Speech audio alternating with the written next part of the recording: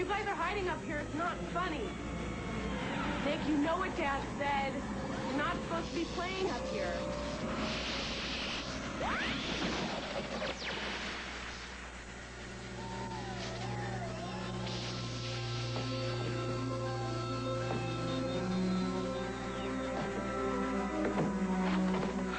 Where are we?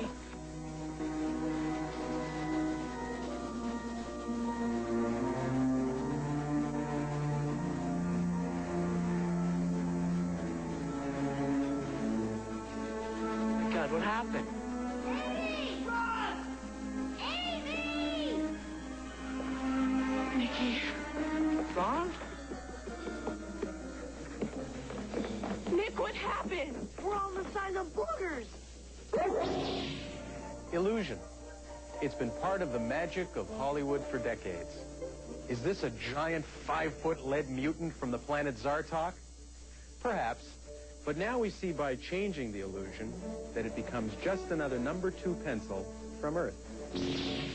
Hello, I'm Rick Moranis. We've always had a fascination with gigantic things and microscopic objects. And so has Hollywood, which is why we're here. We're going to take a wonderful journey behind the scenes of the movie, Honey, I Shrunk the Kids. It's about a professor, as played by yours truly, who via his newly invented shrinking machine accidentally shrinks his kids and his neighbors' kids to a 1/4 inch in size. Hence the title, Honey, I Shrunk the Kids. I play the I in it. I remember when I was a kid seeing all those great B movies, like the one where bugs would swallow large vats of radiation and come back as mutant spiders that would eat anything in their path.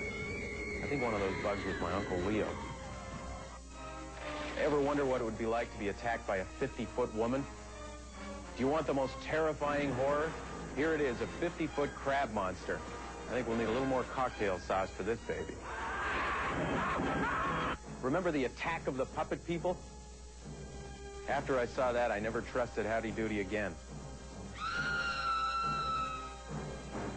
But the film that took a giant step was The Incredible Shrinking Man, which was the forerunner of its time. Even there, I can't figure out how they did it or why in some cases. But it does make you realize how far technology has come along. If you look at the space shows of the 50s and 60s, they tried to create the illusion of traveling through the universe. But compared to today's movies, they're light years away.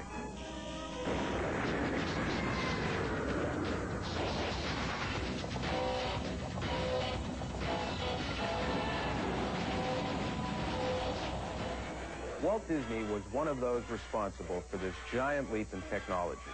The studio was a pioneer in animation, and Walt's curiosity about size relationships can be seen in some of the early work. Like this short, Mickey Through the Looking Glass.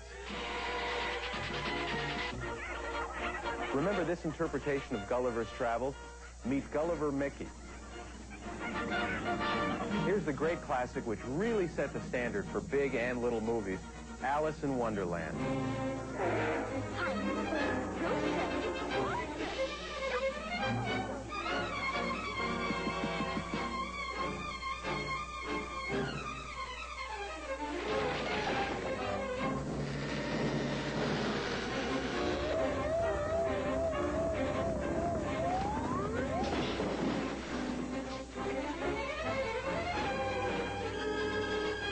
In 1988, Disney's Who Framed Roger Rabbit brought both animation and live action to a whole new dimension.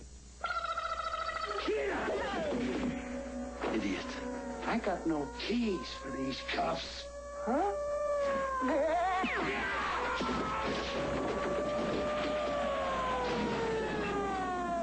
And the Disney tradition continues with Honey, I Shrunk the Kids, the movie that will take those big and little things in life to new heights. Okay, guys, you can start that special main title now.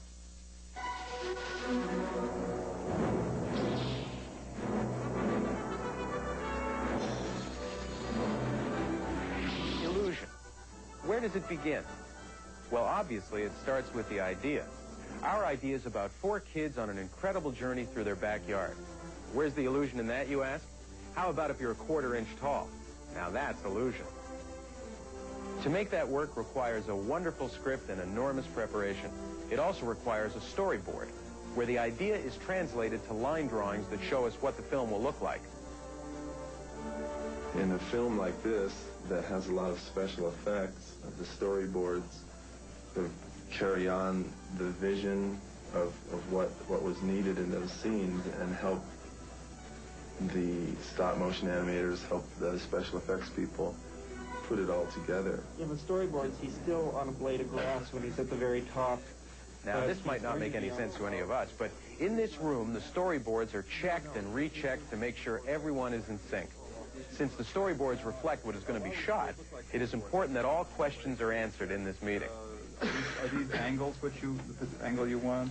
The bee is diving, and they're in the same position, so we're shooting like this on them.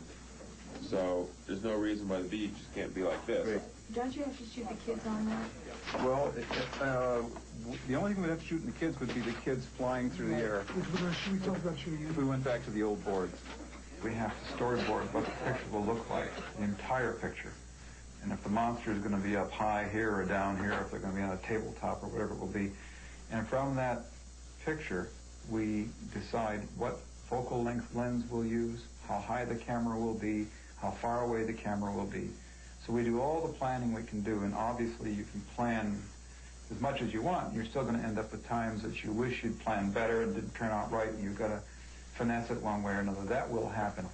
But that's the reason for the planning. Now comes the fun part of the illusion of Honey, I Shrunk the Kids. Let's see how our storyboards turn into reality. It's really magic. We would have been here much quicker, but I lost my baggage. We're on the back lot of the famous Churubusco Studios in Mexico City. You know, the movie business is not all glamour and excitement. This place was hot. I'm talking like mosquitoes passing out over the heat. Not only was it hot, shooting down here presented a bit of a language problem. Other than that, we had a wonderful time. But making a foreign country look American was a challenge to production designer Greg Fonseca. We have something like 48 different sets, and in approximately 80 days of shooting. We built all this backyard. It's pretty amazing. Actually, what it does is cover up studio buildings from most directions. There was an English garden back here, which we took as the basis for established lawns and things like that. And we completely surrounded it with this American neighborhood, mostly Victorian houses for mid-California type architecture. What makes this movie so unique is the special effects dealing with the relationship of size. Now, getting a simple piece of flagstone is a small problem, but it's a big deal when you need it the size of Mount Rushmore. If you look at the flagstone, it is it's a sort of a limestone. It's been laid down in layers. And one of the parts of the adventure that the kids go through takes place on the edge of this actual piece of flagstone. But they're only 1/4 of an inch tall, which makes this about 35 feet tall over their heads. And I'm just going over to the stage where they are in the process of building the side of this piece of flagstone, where one of the kids falls off and lands into a pool of mud and almost drowns.